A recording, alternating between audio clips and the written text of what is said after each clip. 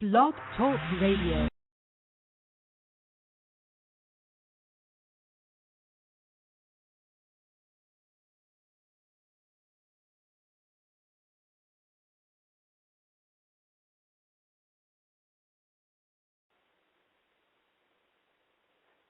Hi, I'm Carol the Coach, and this is Sex Addiction with Carol the Coach.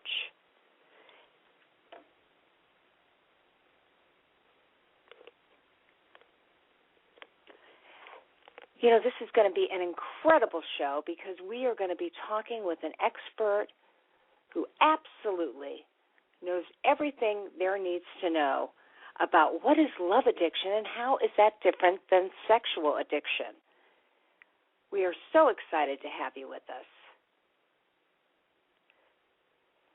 Now, love addiction is something that's very different, and it isn't. You know, that's the deal. Sex addiction and love addiction is sometimes very much the same and sometimes very much different. And so I decided to ask an expert who truly understands what this is all about. She has written a book called Love Addict, Sex, Romance, and Other Dangerous Drugs, and her name is Ethlie Ann Ver. And she is a journalist, and she has experienced this illness on her own. She calls it affection deficit disorder. It's a quirk. We're going to find out Carol more the about Coach. it. Sex, love, and relationships. We talk about it here. Carol the Coach. Compassion with contemporary relevance. I am a psychotherapist. I can be your personal life coach, and I can help you with your issues. There are no problems too small or too big. You can talk about anything. Speaker, columnist, radio TV host, and commentator. Carol the Coach brings messages of wellness and empowerment within reach of everyday people every day. Almost 5 years ago, I lost my soulmate in an accident. He was killed in a plane crash. Life just, for me, has seemed to stop. There are groups all over the city. I teach one. It is a specific way to start thinking so that you shift how you see the world, which then shifts your energy, and then you feel better and you actually see things differently. Carol the Coach. Always available, too, at carolthecoach.com. Now, I've got Russell on the line. I'm 47 years old. I'm a truck driver. I am married. I have a wife in San Francisco. Okay. I haven't been home in 6 months. My thing is, I don't know if I have a sex addiction or what the problem is. Why do I want what I can't have? And as soon as I can have it, I don't want it anymore. You're right on target when you say, I don't know if I have a sexual addiction. Well, guess what? Yes, you do. And you know what? That's my specialty, Russell, so you're at the right place. Continue. I meet women online, and I'm in a different part of the country. I travel all 48 states, so I love sex. I hear self-esteem issues. You never felt good enough, and you didn't feel like you were getting what you should have then, and you're reenacting that now. Do you want to change that about yourself? You get what you need.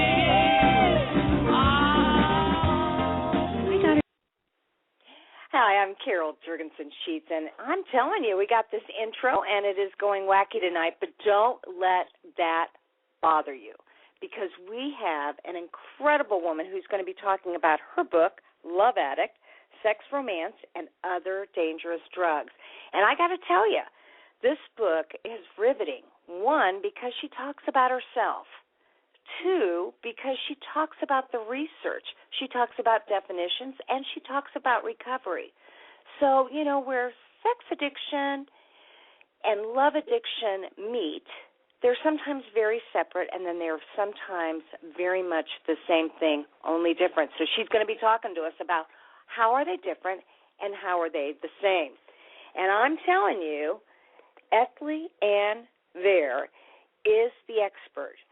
She has researched all sorts of MRI and PET scans, and she shows us in living color that falling in love affects our brains precisely the same way as snorting cocaine or other pleasure-seeking activities. She's an author, she's a journalist, and she's a screenwriter, and she's been addicted to both. She's been addicted to coke, and she's been addicted to love, and she survived to tell the tale with humor, honesty, and hope. And, hey, isn't that what this show is about? This show is about strength, hope, and recovery. It's all about sexual addiction and all the different counterparts. So we are so happy that in just a few minutes we're going to be having Ethlie Ann Veer on, talking about what she knows best. She absolutely is an award-winning author, and, you know, you're just going to be riveted by tonight's show. So I am excited to have her. You know, sometimes we talk really clinical. We talk about the brain. We talk about how there are three parts of the reward system in the brain: the arousal part, the satiation part, and the fantasy part.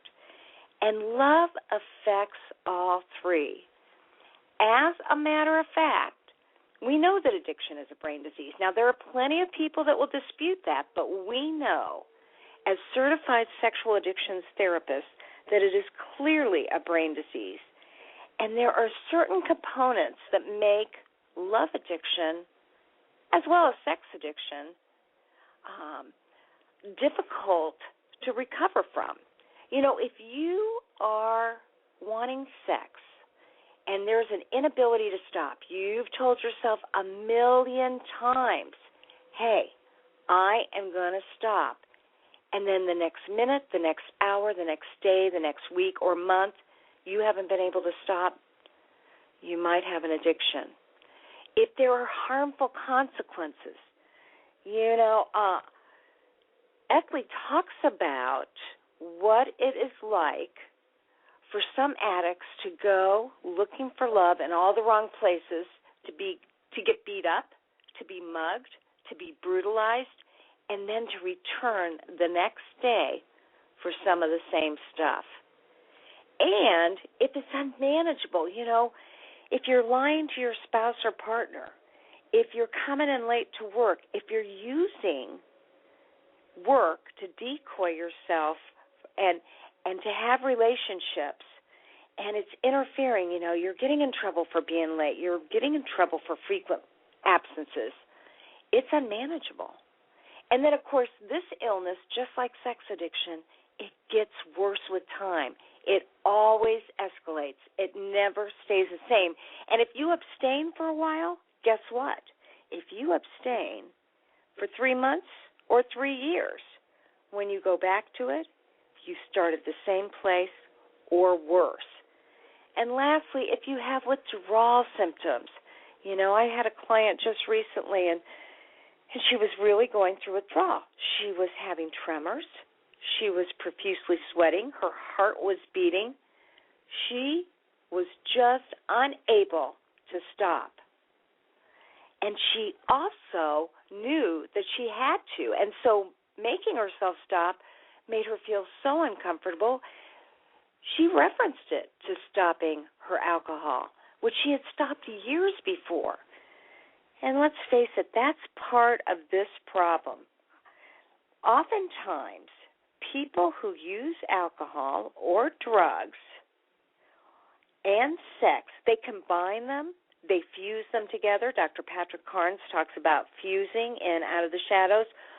Well, when they stop one, the other one gets worse. And that's why I've been so discouraged with so many of the treatment centers that don't want to talk about sex addiction or love addiction, but they want to help people stop using drugs or alcohol. Well, so oftentimes they are fused together, and if you don't work with all three, the other one gets worse. And unfortunately, just in the same way as we felt that alcoholism was a moralistic illness back in the 20s, 30s, and 40s, it's seen as a moralistic issue in 2012.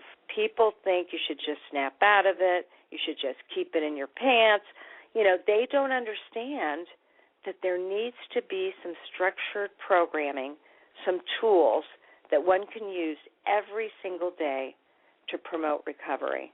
And so Ethlie is going to be talking about what is that we can be doing for recovery. You know, she says you might be a love addict if you leave a second or third or fourth voicemail message before the first message is returned, just in case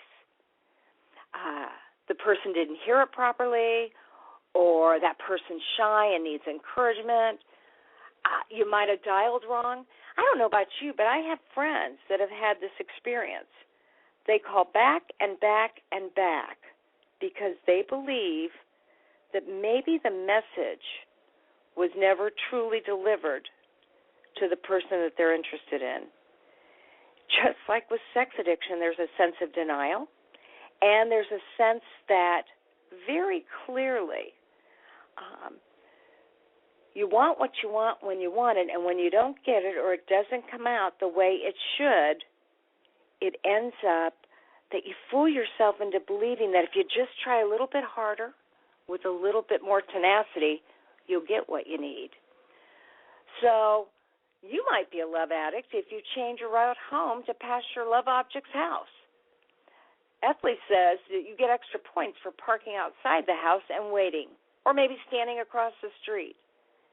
Or if you live in a big city, you might be down the corner. Extra points for standing in the rain. You know, she has this humorous way of getting us to take a look at our behaviors. And I cannot emphasize enough that she knows what she's talking about. She's lived it, she's studied it, and she is actually working the 12th step of a 12-step program. And that is she is providing service to people. She's providing education because she wants to help people get a handle on their love addiction, to recognize that it may be different from sex addiction, and to take the proper steps to be recovered. You know, this is a home-wrecking kind of situation, and I recently was working with a woman who was sleeping with 4 or 5 men minimum a day. She had actually begun to prostitute herself because of the intrigue and the excitement. She knew that it was something that she really could not stop on her own. And sometimes when you have this kind of issue, 12-step may not be enough. Counseling with a certified sexual addictions therapist may not be enough. And so what you need to do is go inpatient and get away from your environment, take a real look at yourself, look at your childhood issues, look at the childhood wounds, and decide, is this a habit disorder that you've created? Do you have another condition, such as obsessive-compulsive disorder, that may be feeding into this problem? Or are you reenacting the trauma you may have experienced as a kid? You know, did your father walk out, and therefore you've always looked for love in all the wrong places? Were you sexually molested by somebody, physically abused, and you're righting the wrongs by taking control and charge and being promiscuous in hopes of finding true love? Well, that's what we're going to be talking about tonight. So I would highly recommend you get this book. It is available at Amazon and Barnes & Noble. Again, it's called Love Addict, Sex, Romance, and Other Dangerous Drugs by Ethley Ann Vare. And it's probably the best book I've ever read on love addiction. I literally was on the boat this weekend finishing it up, and I wanted to give it to everybody. I know a lot of women that suffer from this problem, as well as men, and they may be anywhere on that continuum. They may have been exploring these issues for a few months, a few years, or a few decades. And so I can't emphasize enough, if you know somebody who has this problem, you are going to want to check in with them and recommend that they get this book. Now, I don't know how your week was. You know, we're here every Monday night at 9 o'clock Eastern Standard Time on www.blogtalkradio.com/sexaddiction with Carol the Coach. And you can tune in and you can listen to it live on your computer, or you can go to iTunes and put in Hope, Strength, and Recovery, Sexual Addiction with Carol the Coach, and you can download all the shows. So if you miss this show, if you have to leave in the midst of it, go to iTunes, download them all, or you can always come back to www.blogtalkradio.com/Sex Addiction with Carol the Coach and download the episode. All right. Well, I am so pleased that I am actually going to be talking to this incredible author and journalist.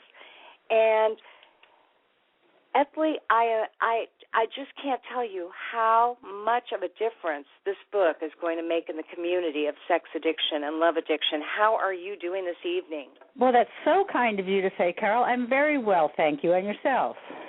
I am also doing well. You know, this show invigorates me because there's not enough information for people out there, and I'm getting more and more emails from people that are stumbling on it in iTunes, or they're talking about it, and they're saying, you know, this is the only show of its kind where you can get clinical, educational, and biographical information on sex addiction and love addiction and all the different recovery tools. So if you could share with us a little bit about your journey and how you learned about love addiction.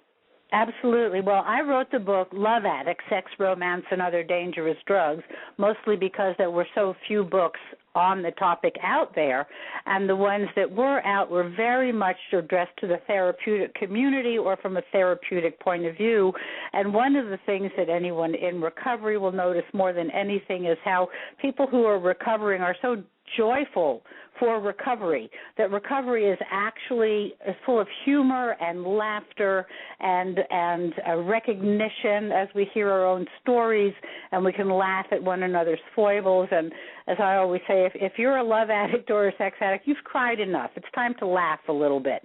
So I tried to write this book with a sense of the humor and joy that comes out of recovery as opposed to just looking at the darkness of addiction. And so it has my story in it. It has the story of some other actually handsome, beautiful, and famous people in it, because this is not a disease that is limited to, you know, the lonely. People who you would think would be terribly popular. It can be love addicts, stalker, just crazy people, including me. So, yes, my story is that I had no idea that I was this nuts. I just thought, oh, I choose the unavailable man. Oh, I'm just looking for love in all the wrong places. Oh, I'm not really that unlike most of you. I mean, you've all had a couple of hundred lovers, right? I mean, we just keep kissing frogs until we find a prince. I had no idea that I was nuts. Right. Well, you know, you're forward by your roommate, who really kind of admired and wished she could be like you before she figured out that you actually had a problem, was just so interesting, because clearly, you know, people do that. They have roommates and they appear so popular and they seem like they're doing all the right things, and yet oftentimes that's actual out-of-control behavior. And you manifested that in college. When do you think your love addiction started? Oh, I think it started when I was an infant. I just wasn't aware of it. I think that so often love addiction starts when primal needs for nurturing and mirroring in infancy aren't provided by parents who are unable or unwilling to provide that. And so that gaping hole of, you know, affection deficit disorder, as I call it, develops very early, and it can start manifesting as sex addiction when we become sexual, or love addiction when we start getting exposed to societal images of romance. Well, absolutely, and it's that romance and fantasy sex that plays so much into what a love addict is. Now, how do you differentiate the two, sex addict versus love addict? Well, I think they're not as different as a lot of people suspect, and I also think that that's not catching the whole thing. I think there's actually three types of this addiction, three main types. One is the romance junkie, the fantasy junkie, the one who is intoxicated by infatuation and this is the brain chemistry is fairly specific as to what hormones and neurochemicals are being activated, and that's the kind of love addict I am, and it's the kind that a lot of women can identify with, but men too. We love the falling in love. The actual day-to-day maintaining of a relationship does not sound so interesting. Then there is the dopamine that's produced in the brain. Right, that's a dopamine, and that's a phenylethylalanine rush. That's very much the anticipation of the feeling rather than the feeling itself. It's the pulling the lever of the slot machine.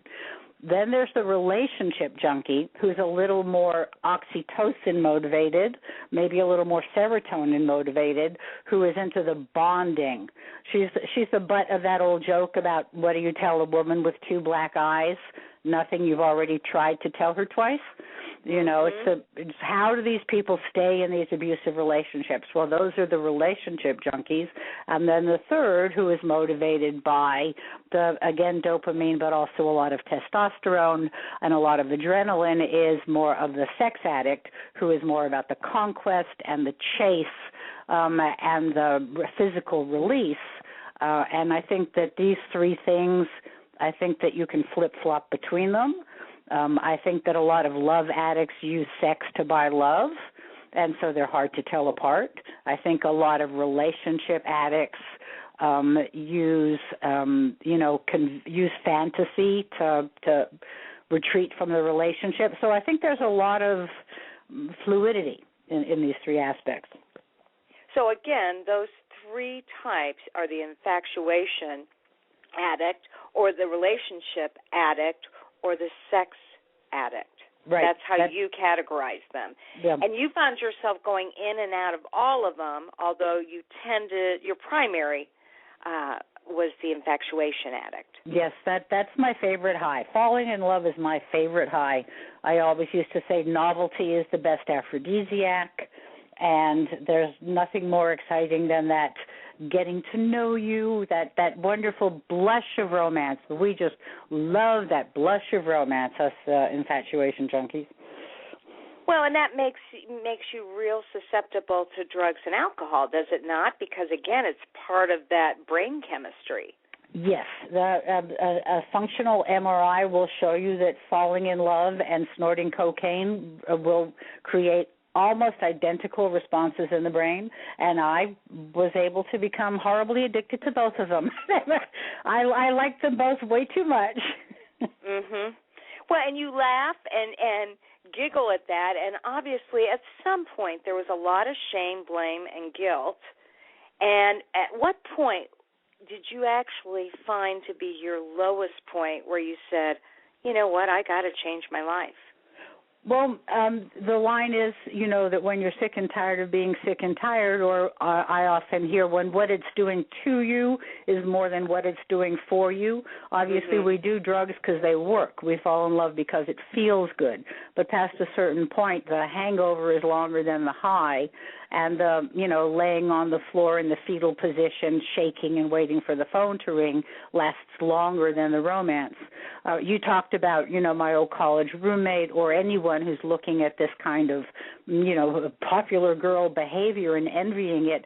They're not seeing the times that she's locked in the bathroom, shuddering in physical withdrawal from cocaine or infatuation. The withdrawal symptoms are identical in both. And also the withdrawal symptoms, as you well know, from a compulsive use of pornography is exactly the same. You are shaking and quivering and sweating and vomiting as if you're coming down off heroin.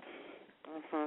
Absolutely. And, you, too, are a very beautiful woman, and you found yourself, it didn't matter what they looked like or what they did or what they didn't do or whether they were felons or criminals. I mean, it was really all about the high, wasn't it? Well, they had to be hot. I'm a sucker for a pretty face. I lose all executive function in my brain. It's interesting. It's a physiological response. If someone's got, cheekbones and dimples, my reward system just shunts right past my prefrontal cortex. I go right to being 14, and I'm just like, I'm in love. You have shiny hair. I'm in love. Well, I get that. So that was your arousal template. It didn't matter if they were felons or criminals as long as they had high cheekbones, shiny hair, and beautiful beautiful, piercing eyes.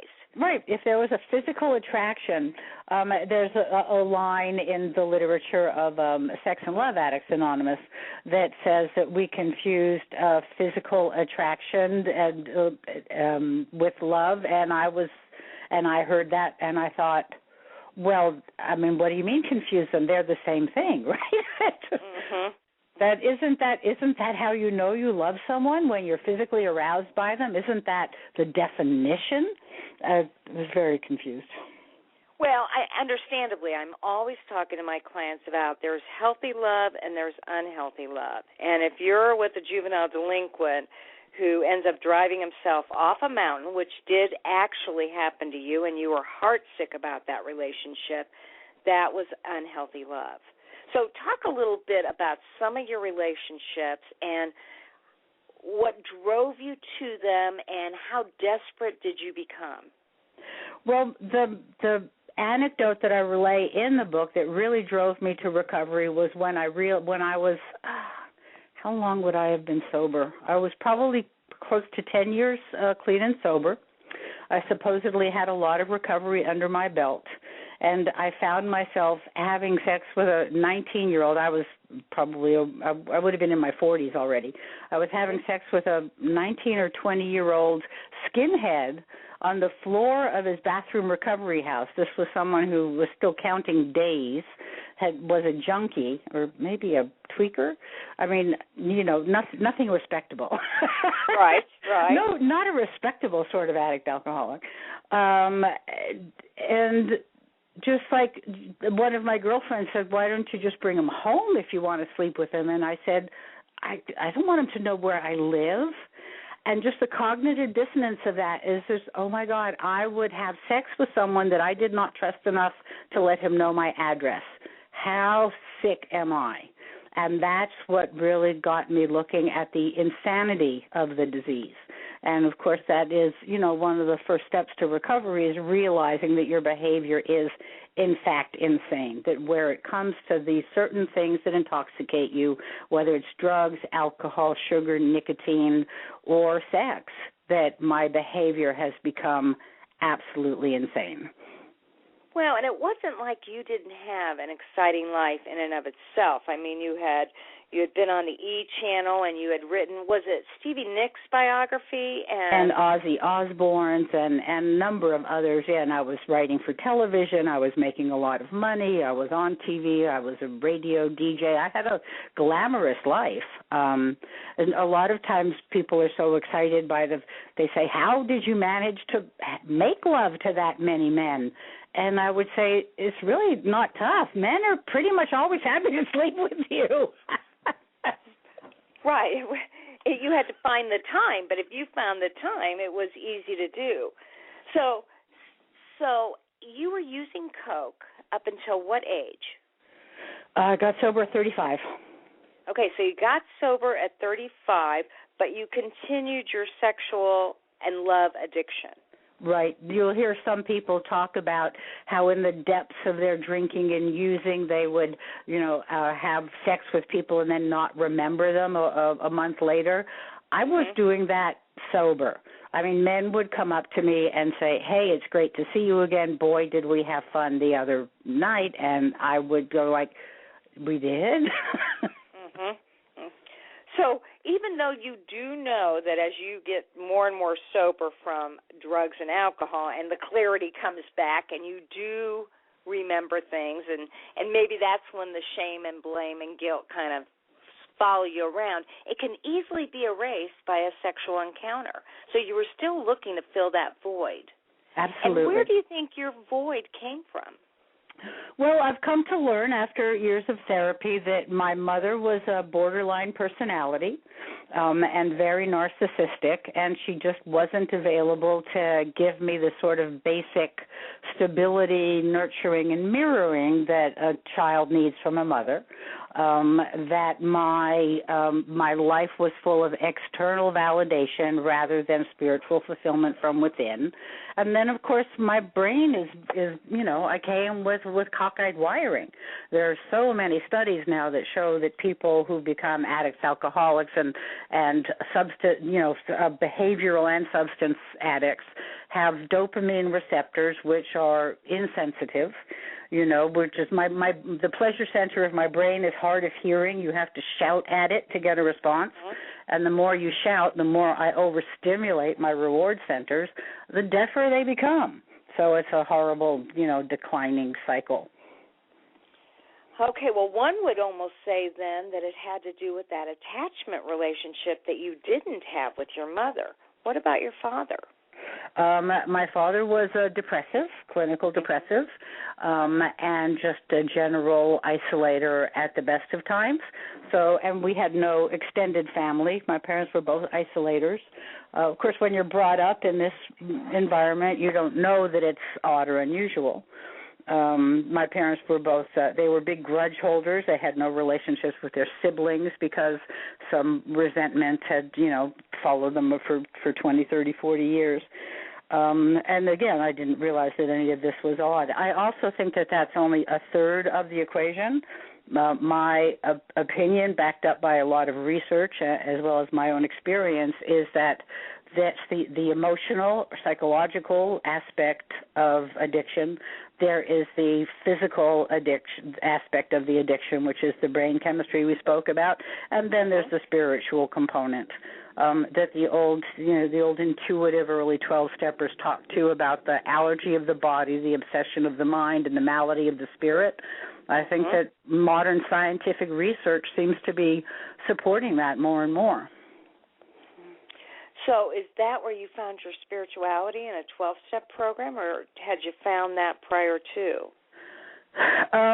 Generally, mostly in this 12-step program. I mean, like any other hippie kid, we all were looking for some sort of spiritual life. But what has become interesting to me is the very close connection between the neurological and the spiritual, the way meditation will affect your brain in the same way that certain behaviors can, that again, all these things are so intertwined.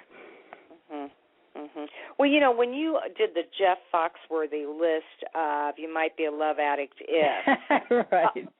A lot of those things have occurred in most women's lives. So how does somebody know if, obviously I can't imagine a woman who doesn't check her boyfriend's horoscope or the man that she's interested in, or for men that are love addicts, the woman that they're interested in, their horoscope. I mean, that does seem to play a part in playing with the relationship. So how do you know when it's really out of control? In your estimation, does it have to do with numbers? Does it have to do with devastation in terms of your own behavior? What are some of the keys? Well, one of the first keys is age. What's perfectly appropriate for someone at 16 or 17 or 18 is not appropriate at 36 or 37 or 38. Remember that prefrontal cortex development happens around age 25. So if you're still short-circuiting your executive or decision-making function years after it should have been developed, you may have a problem. If you repeat it over and over again, never learning from your mistakes or never learning from the pain, you may have a problem. If you're blind to the fact that it's causing you pain, if you're living in denial, you may have a problem. So I think a lot of it has to do with what some people call the repetition compulsion, that even though it hurts, you just keep doing it because somehow the doing of it numbs the pain of the last time. Boy, and in this technological world, there are so many people that do know their lover's email password or their voicemail password and are checking it daily, hourly, minutely. I mean, they can't stop that repetition compulsion that you were talking about.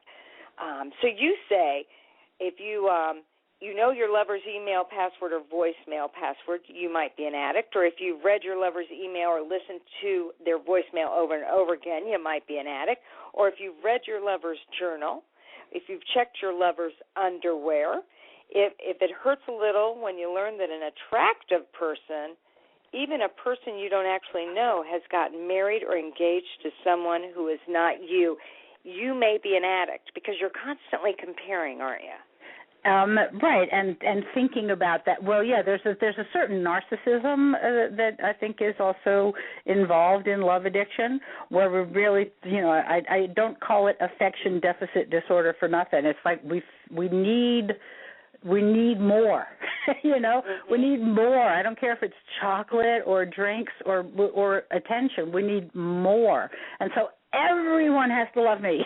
It's just like, no, Brad Pitt, what do you mean you're going to marry Angelina Jolie? I'm right here. Right. And then you stipulate that you may be a love addict if you work in a job that requires partial nudity. And you actually indeed did do that. Oh, yeah. So, I used to be a topless dancer. I loved the attention. I thought I was doing it for the money, but really I loved the attention.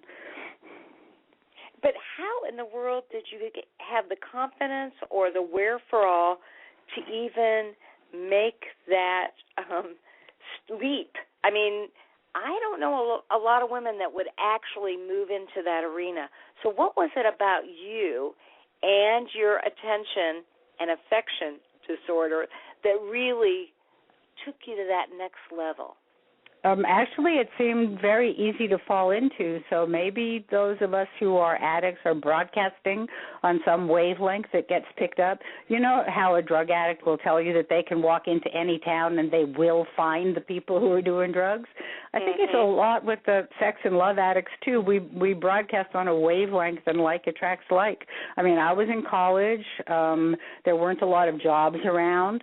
Someone offered me a job tending bar in hot pants and a bikini top, and then someone connected with the bar said, I can get you more money if you want to dance over at this bar in a G-string, and it just didn't seem odd at all. And so, again, you stayed in that heightened state of denial, saying, well, I'm doing it for the money, but really it was for the affection.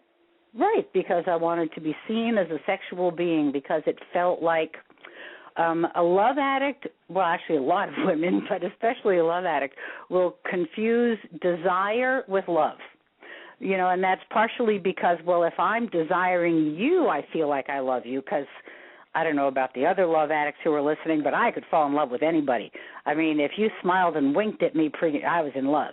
So if I desire you, I love you. Therefore, if you desire me, you must love me. So by getting all of these people to nakedly desire me, it fed my need for affection.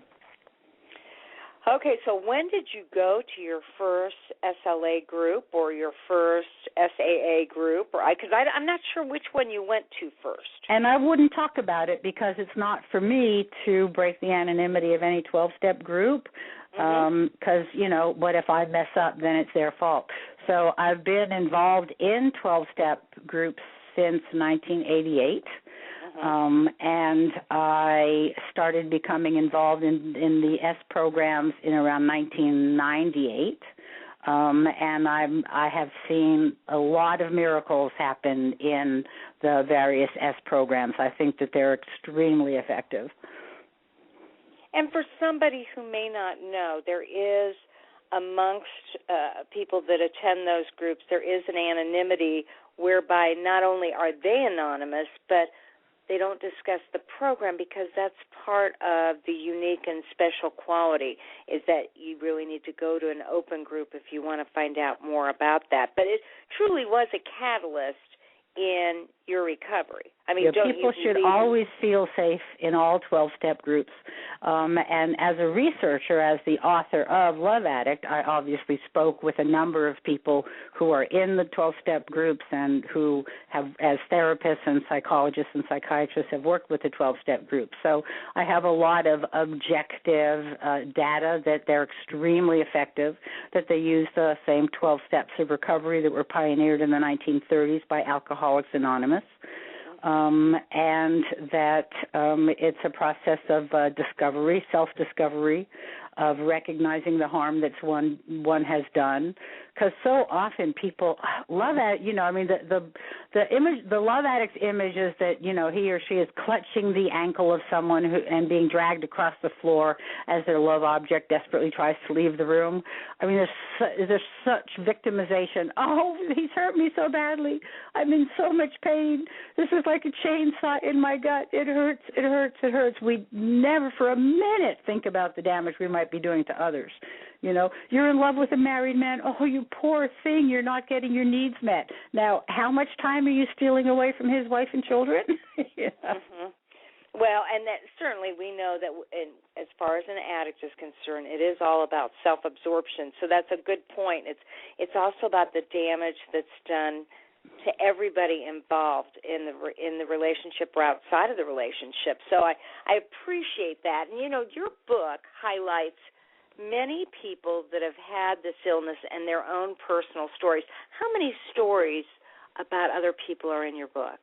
I think we ended up with about 6 or 8. I had some that didn't go in, and they're just really neat people. There's Amber Smith, the supermodel, and there's Billy McNamara, the soap opera actor, and Justin Carroll, also a soap opera actor. There's Mona Lee, a fashion designer, Susanna Brisk, a comedian, Margaret Cho, also a comedian.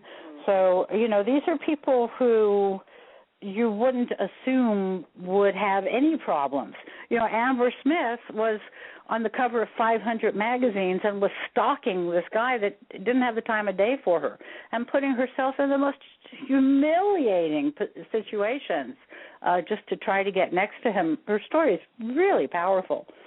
Well, when I saw that picture, I thought, well, that's the woman on Dr. Drew's rehab show. Correct. And because she is so beautiful and captivating. And I remember her story both with Dr. Drew and on Oprah when she said that finally the man she stalked said, quit following me, quit stalking me. It's inappropriate, and really, really tried to get her to see that he didn't want her around. And you would think, oh, how could somebody that beautiful do that to herself? But it's not about good looks. It's about that hole inside, isn't it? Absolutely. When she looks at herself, she does not see the great beauty that she is. She sees the lonely, unloved 7-year-old that her daddy left, Mhm. And then you also highlight different professionals, people that have been in the public that have some sort of sex or love addiction. And you want to highlight some of those so that people know what they can expect when they get your book, Love Addict, Sex, Romance, and Other Dangerous Drugs. Well, of course, we all hear about the really notable ones like Congressman Anthony Weiner and golfer Tiger Woods and Governor Elliot Spitzer. And one thing that's interesting, the actor David Duchovny. These people have all been labeled as sex addicts in the press, but I think it's really interesting that Elliot Weiner particularly, I don't think of him as a sex addict, even though he's best known for tweeting a photograph of his erection to a woman across the country, a young woman across the country, because he was really looking for little romantic flirtatious hits. He was never actually having sex with these women, and there were a number of women. My opinion is he's a romance junkie. These were little romantic flirtations, internet flirtations. And the same thing, I believe that Tiger Woods was less of a sex addict, even though that's how people think of him, than he was a romance addict, because he was having affairs with these women. They were all in love with him. I think he was out there for the love, not just the sex. Whereas David Duchovny has spoken about staying up all night, masturbating to pornography. That's a sex addict. Mm-hmm. Mm-hmm. Well, and what we know to be true is that there's really 2 types of sex addicts, the kind that have been through some sort of physical, sexual, emotional abuse, and they're reenacting the trauma, and then the addicts that already have that pre-genetic disposition towards addiction and get caught up in a behavior like internet porn and maybe combined with some sort of psychiatric disorder, it becomes such a compulsion that they really can't stop. And so you see some of that same stuff with love addicts, do you not? Yes, I think so. And that's interesting that you make a distinction between the more emotionally driven and the more neurologically driven, because I tend to think of them as two aspects of the disease, but you seem to feel that they're two types of the disease. And that's an interesting point of view. So then at some point you said to yourself, okay, I'm going to stop Coke, but I'm going to continue with my affection disorder. And then... Well, of course, I never thought of it that way. I just thought, I'm clean and sober, and now I'm looking for someone to love me. I never thought of it as a disorder until like 10 years later. Well, and we see clinically that when you stop one addiction, the other one usually gets ramped up. So it makes sense that now with clarity and focus, you looked even further for that high, that infatuation high that you desired so much. Absolutely. I believe that to be true. So how does it feel to be in recovery? Tell us what that's like. It's interesting because I, of course, was terrified of giving up this behavior because it was my identity. I mean, I was the hot girl, you know. What do you do if you're going to not be the hot girl? I was the cougar. Who am I if I'm not the original cougar? Who am I if I'm not the pursuer and the strong one and I mean, everything about my life was so closely identified with my sexuality, my desirability, and my power, you know, my erotic power. So the idea of giving that up seemed like a horrible self-denial. But then again, I realized so did giving up cocaine at the time. So did giving up smoking at the time. And yet I was so much happier, you know, without them. So I just took the advice of others who had been there before and, you know, followed bottom lines. One thing I'm sure that you have discovered and spoken to others about is that similar to an eating disorder, you can't eliminate love and sex from your life like you can eliminate alcohol or cigarettes. You have to still have relationships. You want to still have a sexual identity. So you have to find bottom lines, a black and white, this I will do, this I will not do type of behavior pattern for yourself. And for me, I said, okay, I will not date married men. I will not date men that are too much younger than me. I will not have sex on the first date. I will not have unsafe sex. I will not call men. I will wait for them to call me. I made a list of, you know, these are the behaviors I will not do. And I found that my attitude started changing. I started being able to have relationships with men that were non-sexual. It made my work life so much more rewarding because there was never a undertone of intrigue in every business situation. I was able to go to the supermarket and shop without having that little, you know, that little antenna receiver on my forehead going, beep, beep, beep, beep, beep. Are you cute? Are you looking at me? Are you smiling at me? Do I want to meet you? Beep, beep, beep. It was an enormous relief right from the beginning. And over time, it's given me balance. It's given me a sense of self-confidence that doesn't just come from, you know, my cleavage. It's been an enormous gift. I've been married in sobriety. I've also been divorced, but the amazing thing is it didn't kill me. Well, and you talk about that in the book, that, you know, that was what was different. In recovery, when you got divorced, you did not feel like you were going to die. Right. You had ego strength, and you had a sense of who you were, and that's what's kind of missing when you're that sexual being playing up your sexuality for the affection. Right, because we're defined by the person on our arm. I of myself am worth nothing, but if I'm with hot guy or successful guy or rich guy, then obviously I have value. So at any point, did anybody ask you to stop stalking them? Let me see. Yeah, probably a few. Probably a few. I was never as committed a stalker as Amber was. Well, but that could have been on your list. One of the things that Patrick Carnes talks about are those 3 circles: the outer circle, which are the healthy behaviors; the middle circle, which will likely be a slippery slope and may get you into trouble; and then the absolute inner circle, which, of course, are those behaviors you are avoiding and celibate from. Mm-hmm. And I'm thinking, what would be, I'm not going to date someone 15 years my junior. Would that be middle circle behavior or that's inner the bottom line for me, and I work with black and white, bottom lines rather than the 3 circles, because it's easier for me to have an absolute cutoff. It's like drinking, not drinking, smoking, not smoking. The cleaner I can make it, the better off I am. So I have an absolute cutoff, and it is right around 15 years. It's a formula based on my age, but it's basically around 15 years, and it's a cutoff. If you're this age, I can date you. If you're 2 months younger, I can't date you. It's an absolute cutoff. And the same thing with I do not call men. So I can't stalk. If I'm not returning a call or it's not a totally non-gendered business call, I do not call men. Period.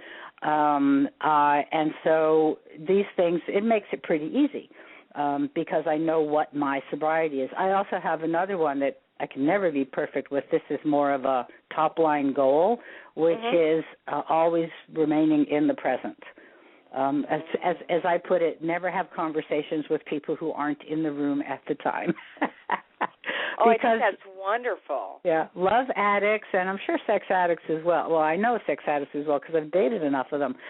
We're always re-scripting conversations we've had. Oh, if I'd said this, then he would have said that, and then I would have been able to say this, and then we'd still be together. Or, oh, he's going to ask me out, and he's going to say this, and I'm going to be wearing that, and we're going to go here, and it's going to be like this. And with the male sex addicts, they're looking at you, they're seeing you naked, they're having sex with you. I mean, none of it is in the present. And so I'm always pulling my little balloon of a brain back into my skull, because it floats off. It loves to float off into the past or the future. Well, I get that, as well as, I don't know if your bottom line behavior initially required any sexual anorexia. Certainly we talk about abstaining from sex for a period of time to kind of cool down some of those neurocircuitry signals that are constantly lighting up. Yeah, I call it the palate cleanser. Yeah, I put myself on, and I recommend that other people do a 30-day no masturbation. No, even if that's not your repetition compulsion, at least do a 30 days no masturbation, no pornography, no sex, like 30 days of total abstinent celibacy, just to reset the thermostat.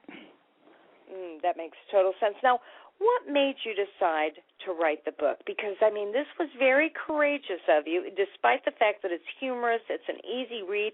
I read it in 2 days. It was just, talk about compulsion. It was just so entertaining, and yet you just do such a great job of interspersing humor with education about brain chemistry and about neurochemicals.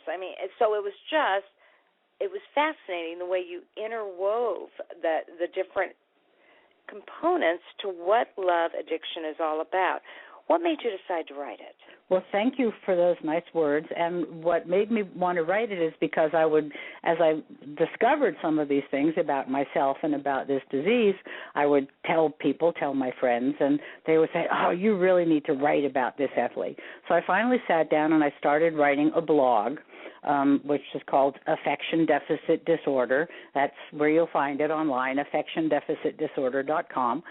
And every week or so I would do an entry about some of the aspects of this disease, like the self-test or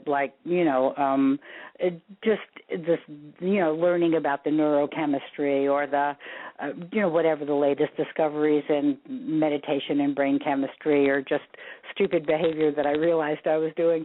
I started writing these blogs, and they became more and more popular, and so many people said, this needs to be a book, this needs to be a book. So finally I had my attorney, and I'd been published before. I'm a writer by trade, that's what I do.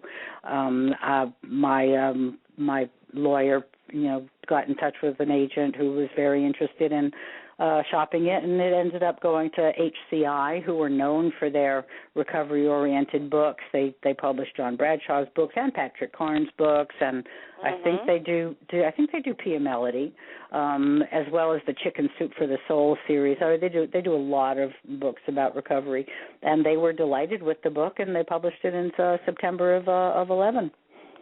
Wow. So this book has really only been out for less than a year. Yeah, well, less than 6 months, actually, yeah. And are you doing a speaking circuit? I'm doing some. I've been asked to do some workshops for actual addiction counselors. I spoke in January, was it, in Las Vegas at the Addiction Advances in Counseling Seminar for Addiction Counselors, and that was really interesting, and I really enjoyed doing it because a lot of people, unlike yourself, who really look at these behavioral or process addictions as part of addiction and recovery, a lot of people work with substance abusers and don't look at their sexual behavior or their romantic behavior. And as you mentioned, it's so easy to transfer addictions. You can get someone off a substance and leave them in worse pain than ever because they, like me, or they're not snorting coke, but they're still locked in the bathroom, huddled up on the floor in pain. Right. Only this time it's over some guy. So educating the addiction counselors about the existence of love addiction, offering them some red flags on how to spot it, and offering them some ideas on how to arrest it, I found it to be very helpful. Yeah, I'd say we're the pioneers right now of these kind of relationship and process disorders because there just isn't enough information, and it's still really seen as immoral behavior as opposed to any kind of brain addiction. So I just applaud you 100%. Again, the book is Love Addict, Sex, Romance, and Other Dangerous Drugs. You are Ethel Ann Vare, and that's V-A-R-E. People can get your book through Amazon as well as, is it Barnes & Noble? Yes, Barnes & Noble has it. iBooks has it as an electronic book, and even actual bookstores have it. Woohoo! And tell us, if they wanted to contact you directly, how would they do that? Oh, I keep an email just for people to talk about this subject. It's called Talk to Ethlie, and Ethlie is spelled E-T-H-L-I-E. So talktoethlie@gmail.com. Oh, there's also a YouTube channel, by the way, for Love Addict Book.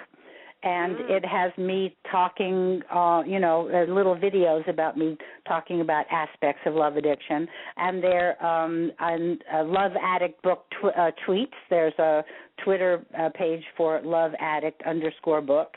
And there's a Facebook page for Love Addict Book. So as a community, we can all keep a dialogue going and address this and find one another and give one another support. Well, and for the partners of Love Addicts, it's a phenomenal resource to use and to share with people. So, again, Ethel Ann Vare, thank you so much for this book, your contribution, and your sense of humor. I really appreciate it. I encourage everybody to go out and get the book, and continued success. Oh, thank you, Carol. Thank you for the opportunity to talk about this. All right. You have a great night. And you. Okay. I can't emphasize, I've been reading books for the past probably 8 years on love addiction and sex addiction and the works of Ann Wilson Schaaf. And, obviously Stephanie Carnes talks a lot about this significant disorder. There is no better book right now available than Ethlie's book because it's so readable and it's so humanistic. So I highly recommend that my listeners go out and read that book. And next week we have an incredible expert on. We're going to be doing a lot of work in the next month on different aspects of sexual addiction. And next week we have Shireen on who's going to talk about how her work with music has really helped the community of sex addicts. So please come back. As I always say, at the end of each show, there will only be one of you at all times, so fearlessly have the courage to be yourself. We'll see you next week.